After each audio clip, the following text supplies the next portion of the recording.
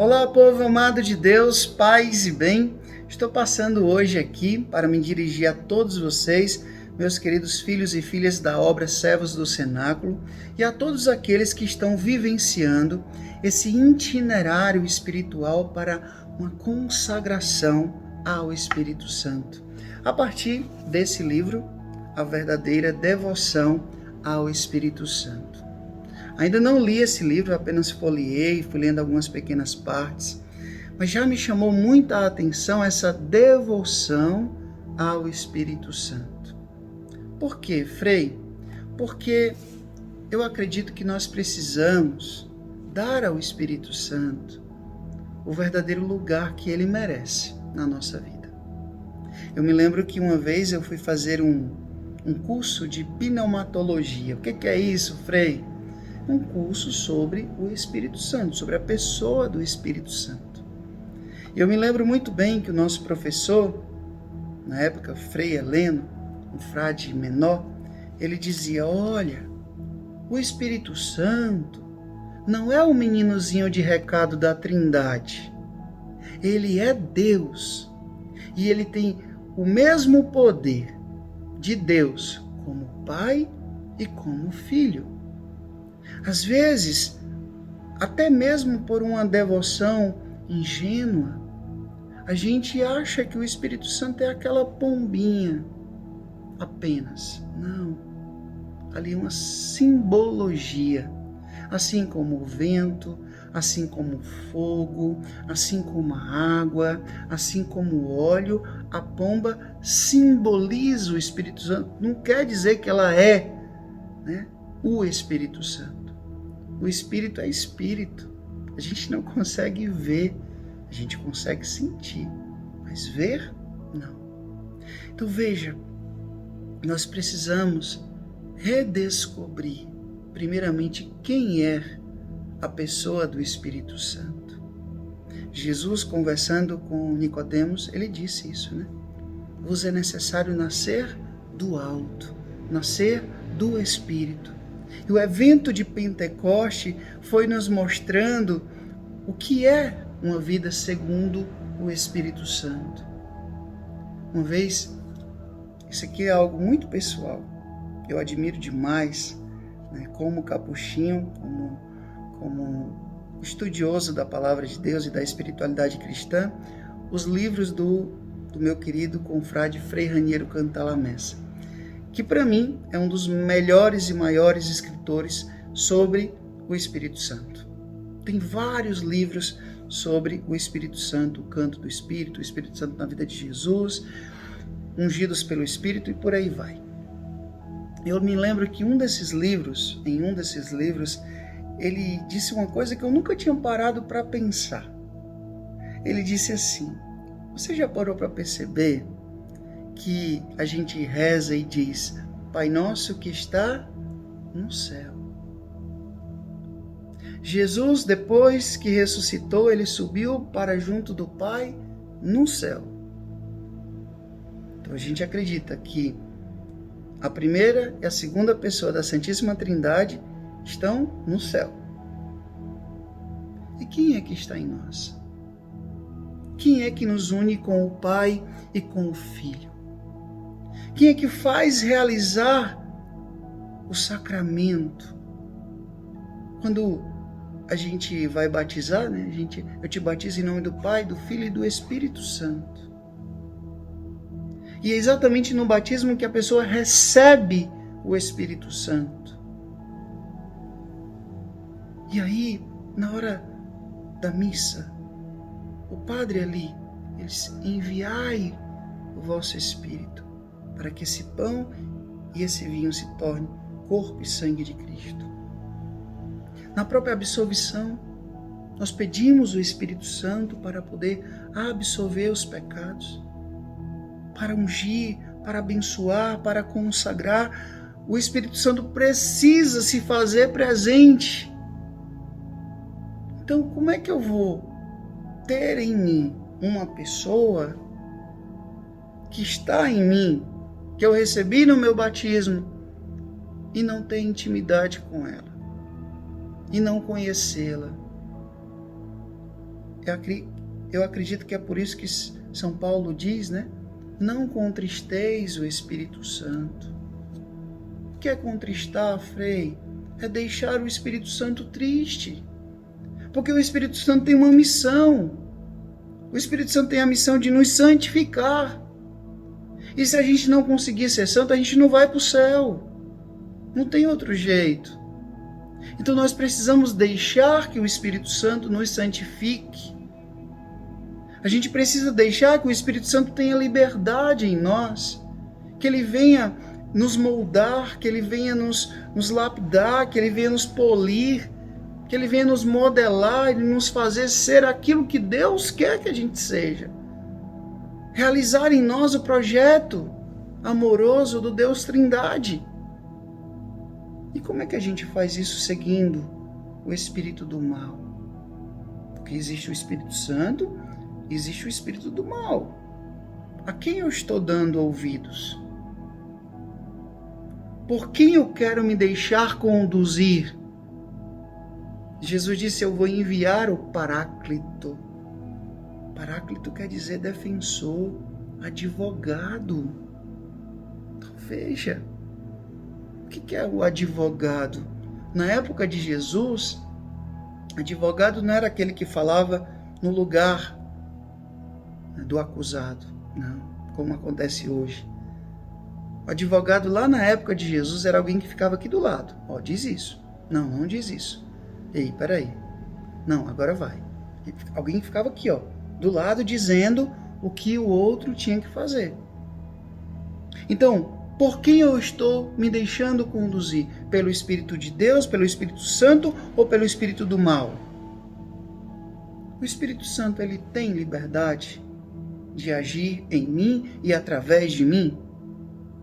Porque senão, meu povo, a gente não está vivendo essa devota amizade, essa intimidade com o Espírito Santo. Então, para que a gente possa obter os dons, os carismas, e é exatamente o Espírito Santo que não deixa a igreja envelhecer. Quando a igreja está passando por um momento de turbulência, de dificuldade, então o Espírito Santo vem e inspira um carisma, inspira no coração de alguém algo novo e faz florescer, no meio daquela sequidão, faz nascer uma fonte de graça, de bênção. A gente olha para esses 2000 anos de história da igreja e a gente vai ver isso. Hoje também isso acontece.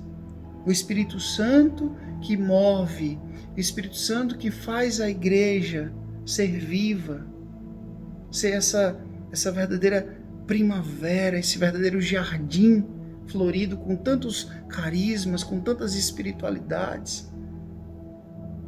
Mas para que isso se torne ainda mais eficaz, é preciso que a gente se deixe mover por Ele. Tenha o Espírito Santo como um amigo. O Papa Francisco diz, deixe que o Espírito Santo seja protagonista da sua vida. Protagonista é aquele que atua, não aquele que fica como coadjuvante, né? Ou figurante. Protagonista é aquele que está atuando. Então deixe o Espírito Santo ser protagonista na sua vida. Então, eu espero que todos vocês possam viver de fato esse itinerário, seguindo, saboreando cada vez que vocês puderem a graça desse livro, que eu tenho certeza que foi bem inspirado pelo Espírito Santo, para que vocês possam crescer, para que nós possamos crescer nessa devota amizade, nessa intimidade com a pessoa do Espírito Santo. O Espírito Santo é uma pessoa, e a gente, com uma pessoa, a gente tem que se relacionar, ouvir, dialogar e principalmente se deixar conduzir por Ele. O Senhor esteja convosco, Ele está no meio de nós. Que Deus Todo-Poderoso vos abençoe. Ele que é Pai, Filho e Espírito Santo, Deus do céu, paz e bem. Olá, irmãos, a paz e o fogo do Espírito Santo esteja em nossas almas. Estamos aqui dando mais um passo no nosso itinerário para a consagração ao Espírito Santo, pela verdadeira devoção ao Espírito Santo, escrito por Monsenhor Luiz Maria Martins, esse homem que inspirou-se nas obras e na vida da Beata Conceição Cabreira de Armida, Concepção Cabreira de Armida, ou Conchita Cabreira de Armida, e ele trouxe para nós essa verdadeira devoção ao Espírito Santo, inspirado na vida dela. E estamos aqui como membros da Obra Serva do Cenáculo, convidando a você a dar mais um passo nesse itinerário para que você possa se consagrar ao Espírito Santo por este método. E a nossa meta, né, o nosso desejo, é que no dia 14 de setembro, no dia da exaltação da Santa Cruz, da festa da exaltação da Santa Cruz, possamos estar realizando, você aí, eu aqui, cada um na sua paróquia, realizando a sua consagração ao Espírito Santo. Deus abençoe você e a sua vida. Vamos clamar o Espírito Santo. Em nome do Pai, do Filho e do Espírito Santo. Amém. Vinde, Espírito Criador, a nossas almas visitai, e enchei os corações com vossos dons celestiais.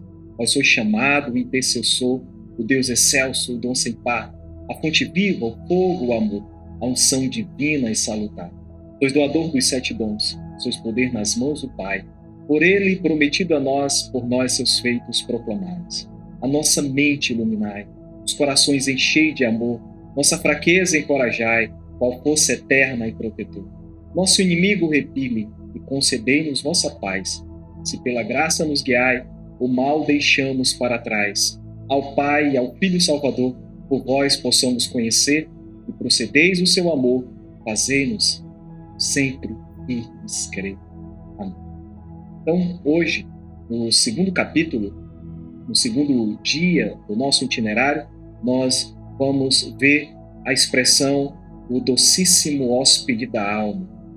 É importante saber que quando nós dedicamos a nossa vida a consagrar ao Espírito Santo, nós entendemos que o Espírito Santo ele nos forma como um artista, nos molda como um artista. E o Monsenhor Luiz Maria Martins teve essa visão. Ele visualizou a arte o Espírito Santo na alma de uma pessoa, nas nossas almas, na alma de todo aquele crente, todo aquele que crê, como um artista. E ao se deparar com o mármore, ele vai moldando, vai trabalhando ele, até a alma do artista se tornar a alma da sua arte. E é assim que o Espírito Santo, segundo a visão do Monsenhor Luiz Maria Martins, com a alma. Ele é o grande artista que prepara, que molda, que desenha, que trabalha na alma, até que a arte realizada por ele possa se tornar a alma do artista. Segundo conta a história, por isso nós colocamos aqui Moisés, conta a história que Michelangelo, quando terminou a arte dele sobre o mármore de Moisés, ele bateu na perna dele e disse, fala, para que ele, vendo que ele estava tão perfeito, que ele poderia falar. Então, qual é a pergunta que cabe a nós em relação a essa obra artística que o Espírito Santo realiza na alma? Não é a santidade a arte suprema? Essa é a pergunta que o Monsenhor faz. A santidade é a arte suprema que o Espírito Santo realiza na alma. E ele tem, sim, um ideal, ou seja, um desenho perfeito, um molde perfeito. Aquilo que ele observa como modelo para fazer. Todo artista ele faz um modelo, um molde para fazer a sua arte, um desenho base. Ou ele pega ali um modelo para reproduzi-lo através de um material. Ele faz um molde, ele faz uma enquete, ele faz ali um croquis, ele prepara aquele desenho para depois ele reproduzir numa obra maior. Então, é como se fosse ali um início da sua arte, primeiro fazendo o planejamento dela, a arte dela. E essa arte suprema que o Espírito Santo realiza na nossa alma tem, sim, um molde, um modelo, né? A inspiração, né? E qual é esse ideal? Este ideal é Jesus. O Espírito Santo quer realizar em nossa alma, moldar em nossa alma o próprio Jesus. A arte que ele quer realizar em nossas vidas é a ação de uma arte perfeita, que é o próprio Filho de Deus, Jesus. E aqui, o Monsenhor Luiz, ele caminha dentro desse princípio de que a alma, quando é habitada pelo Espírito Santo, ela vive essa perspectiva, esse anseio, cada vez mais, ser moldado segundo o coração de Deus, segundo a vontade de Deus. O Espírito Santo ama mais que um artista e a seu ideal supremo, vai dizer o Monsenhor. E esse amor é seu ser, porque o Espírito Santo é amor único, o amor pessoal do Pai e do Verbo. Esse Espírito que trabalha em nós, trabalha para que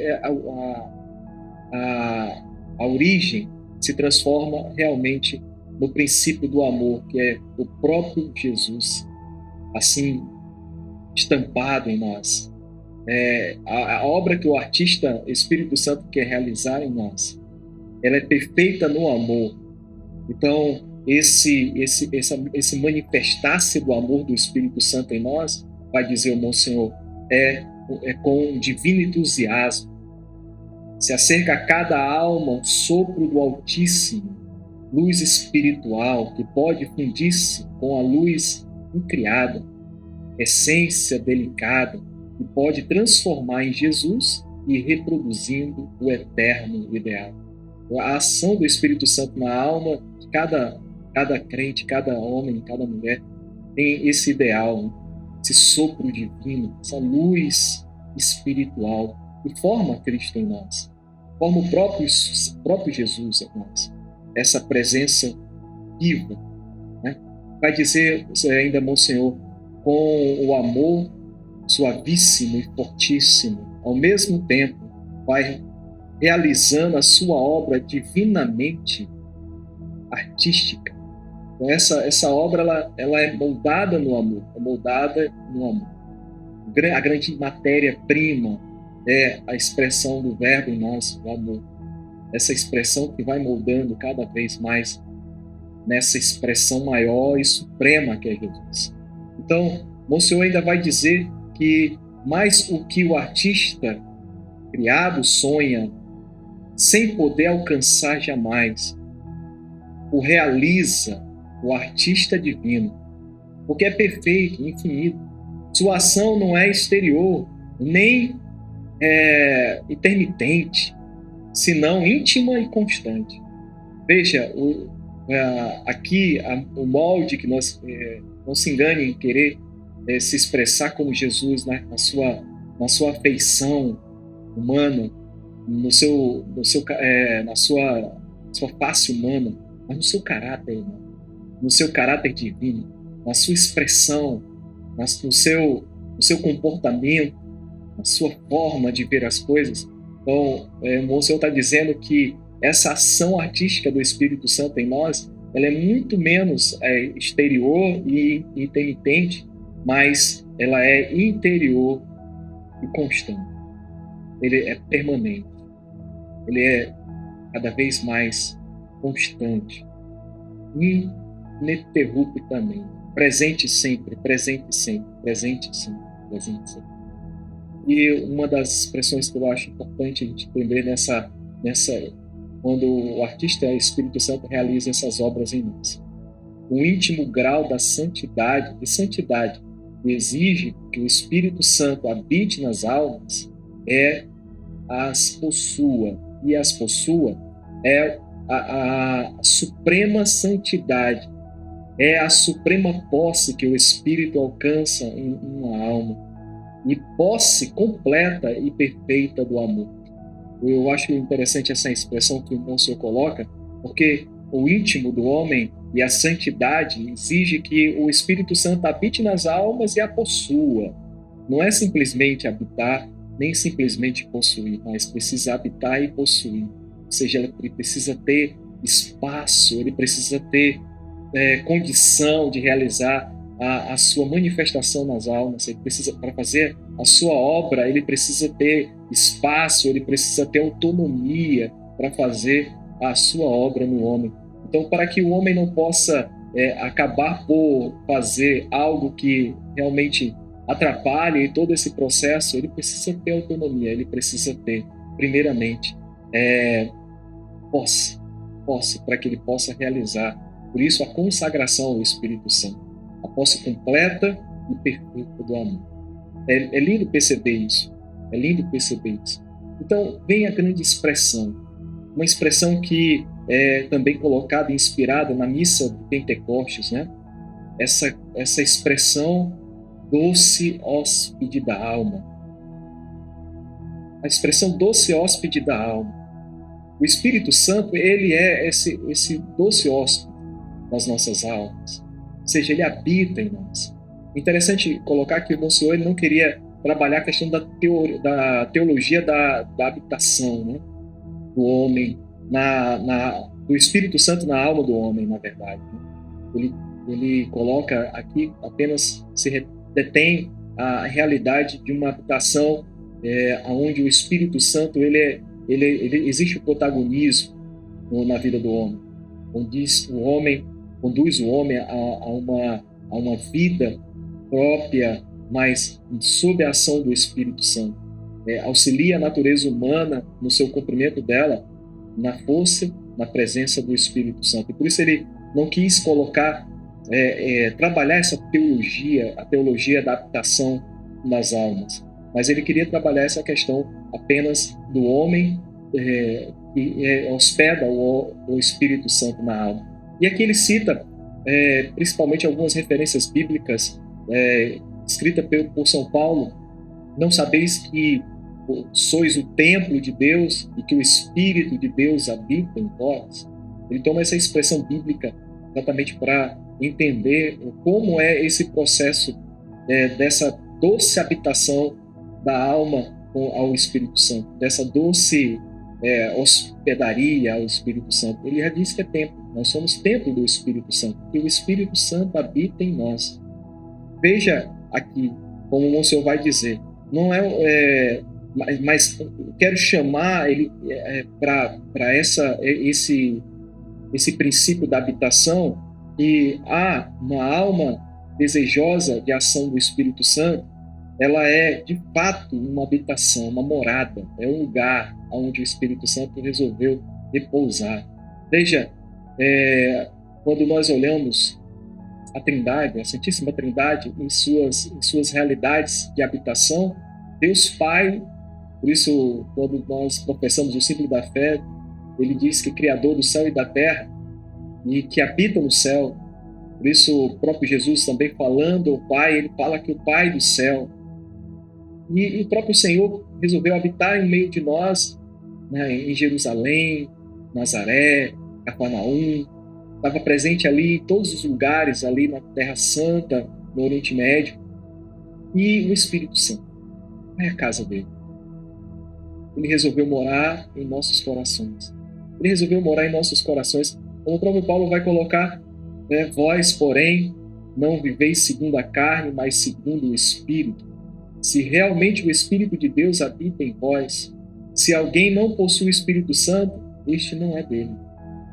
Ou seja, é uma relação direta de habitação e posse. Por isso, Monsenhor coloca essa relação. Não é só habitar, mas é possuir. Então, se nós não somos habitados por ele, pelo Espírito Santo, nós não somos dele.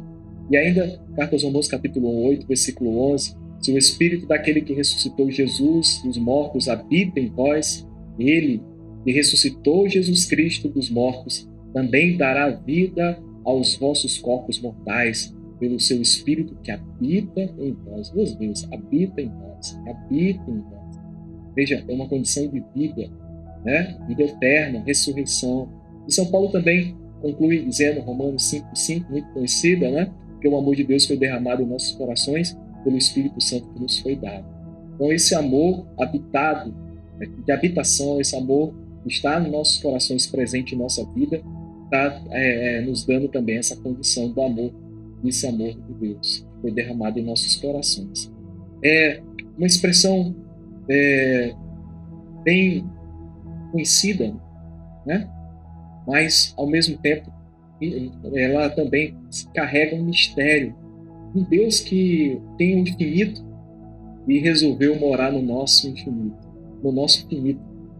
Deus que tem um infinito e resolveu morar em nosso finito. Nós somos uma morada de um Deus infinito, sendo nós finitos, limitados, as nossas limitações. Resolveu atrair o ilimitado, né? Resolveu atrair o ilimitado. Vai dizer também o Senhor Luiz para nós, não é de maneira transitória que vem a nós o Espírito Santo. Não é o amor infinito, hóspede, passageiro, que nos visita e se vive, senão estabelece em nós sua morada permanente e vive em íntima união conosco, com as nossas almas, como hóspede eterno. É uma relação infinita.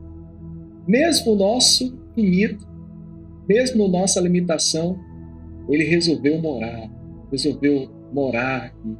A nossa morada, em nosso ser, em a nossa morada. E quantas vezes aqui abro um parênteses meu aqui, né? Eu lembro você que nós estamos lendo o capítulo, estamos fazendo o fichamento dele. É importante você adquirir o livro e fazer a sua leitura e seu fichamento e orar com ele. É uma leitura espiritual, não é uma leitura intelectual, mas é interessante entender, intrigante entender que a nossa vida, mesmo muitas vezes desorganizada, cheio de situações, limitações, o Espírito Santo encontrou um espaço dentro dela. Às vezes, quantas vezes nós dizemos assim, tanta vida tão cheia de tantas coisas, o Espírito Santo encontrou o lugar, encontrou a morada, encontrou a ação. Agora nós precisamos dar a ele a permissão, a autonomia para ele realizar as suas obras. Assim, deixar o Espírito Santo fazer a sua vontade em nossas vidas, né? Como diz mais uma vez o Monsenhor aqui, não é de maneira transitória que vem a nós o Espírito Santo, não é um amor infinito, hóspede passageiro que nos visita e se vai, né? No caso aqui, se vai, né? Senão estabelece em nós uma sua morada permanente e vive em íntima união com as almas, como nosso eterno. Ele não vai, ele permanece em nós. E ainda, dentro da ceia, dentro do cenáculo, Jesus ele vai dizer para nós, dentro da ceia, dentro do cenáculo, aquela catequese sobre o Espírito Santo, em João 14, versículo 16 e 17. Ele vai dizer assim: e eu rogarei ao Pai, e ele vos dará outro Paráclito, para que fique eternamente conosco. Convosco. Sim, ele vai dizer que fique eternamente conosco. E o Espírito da verdade, e o mundo não pode receber, porque não vê e nem o conhece, mas vós o conheceis, porque permanecerá convosco e estará em vós. Veja aqui. O Senhor coloca em duas situações: estará convosco e estará em vós. É uma morada permanente, de posse permanente, né? Eu abro aqui um outro parênteses. Quanto de nós queremos ter uma casa própria, né? Às vezes a gente está numa casa alugada e não podemos fazer muita coisa, porque além de ser algo que vai beneficiar o proprietário, a pessoa tem esse pensamento, né? Não adianta eu fazer nada porque vai ficar aqui mesmo, não vai adiantar de nada, e nós não podemos fazer, às vezes porque o dono não aceita, porque você alugou a casa, não tem permissão para fazer muita coisa. Mas o sonho é que você tenha uma casa própria, e essa casa você pode fazer dela o que você acha melhor, como convém, colocar na cor que você quer, arrumar do jeito que você quer. Imagina, aí você é proprietário dessa morada, então você pode fazer. Da mesma forma o Espírito Santo, ele quer ser proprietário da morada que ele está e ter a autonomia de mudar aquilo que precisa mudar. E você imaginar que a mudança que ele quer realizar é fazer com que eu e você possa cada vez mais espelhar-se em Jesus, ser Jesus, ser novos cristos verdadeiramente, autênticos cristãos. E ainda o Senhor vai dizer para nós, porque se atribui ao Espírito Santo esta habitação das almas, é a pergunta que ele fez, que é obra de amor. Deus está em nossas almas de maneira especialíssima, porque nos ama. Então, tudo que Ele realiza é amor. O que Ele realiza é uma obra de amor. Essa é a ação do Espírito Santo em nossas almas. O fundamento de toda a operação e toda a construção desse artista é o amor. Ele ama a sua arte. Ele ama a sua arte. Por isso ele faz com todo amor. Ele ama o que faz. Isso é importante saber. Isso é muito bom saber. E o primeiro dom do amor é o próprio amor, e todos os demais dons emanam. Porque é do amor que se emana tudo, né? Como diz o Monsenhor ainda, né? Ele vai dizer, como diz, sua fonte destes dons supremos, esse dom supremo tem uma fonte. Por isso, o dom do amor de Deus é o Espírito Santo. Por isso, o dom do amor de Deus é o Espírito Santo. Ele realiza as suas maravilhas em nós como um dom. Porque ele é dom por dom. Ele é o dom por excelência, dom oferta. Então, ele é presente como excelência. Ele é o próprio dom. Ele é o dom por excelência. E uma máxima que São Paulo vai dizer, 1 Coríntios 6, versículo 17, quem se une ao Senhor torna-se comum. Com Ele, um só Espírito. Uma união de amor. É uma união de amor. Uma perfeita união. Sermos habitados por Ele, temos nele essa expressão do próprio amor. Por isso, o Monsenhor vai deixar para nós. Pois, entre o no caso de haver, né? Entre o Espírito e a caridade, uma união estreitíssima. Nem o Espírito Santo se dá a nós sem difundir a caridade em nossos corações. Nem pode haver nas almas amor de caridade sem que, por este mesmo fato de amar assim, venham as almas do Espírito Santo. É o Espírito que realiza as suas obras, no seu amor.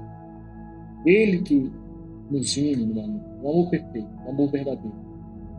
Essas obras acontecem para que o amor aconteça verdadeiramente.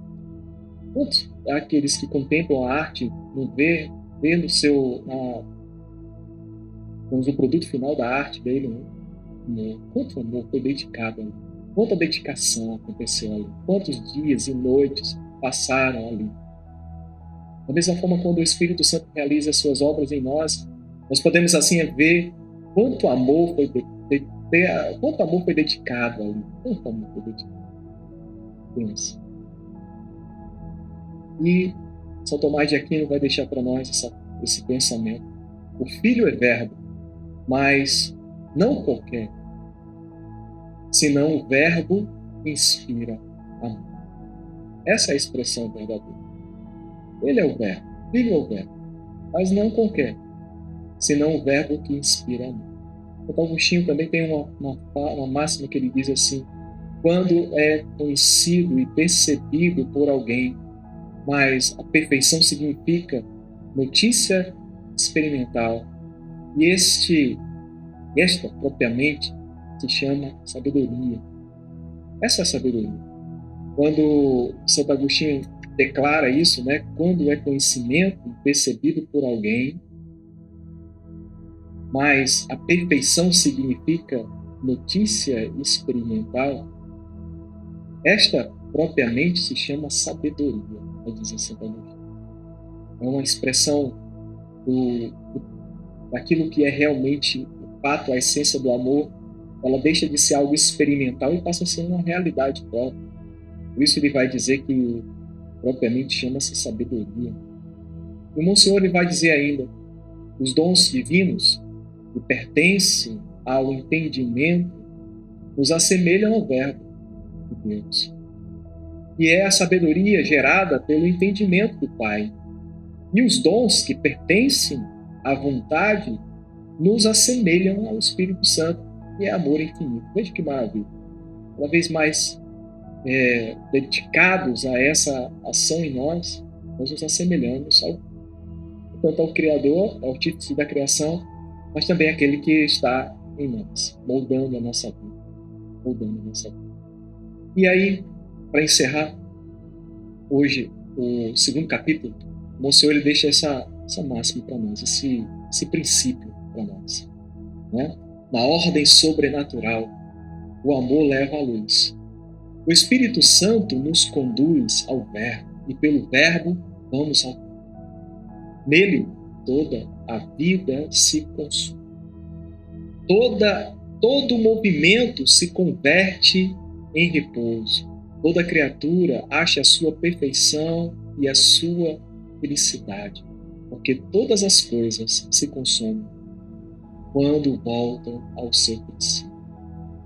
Tudo se vai se consumir, tudo vai se concordar quando tudo se retorna ao princípio.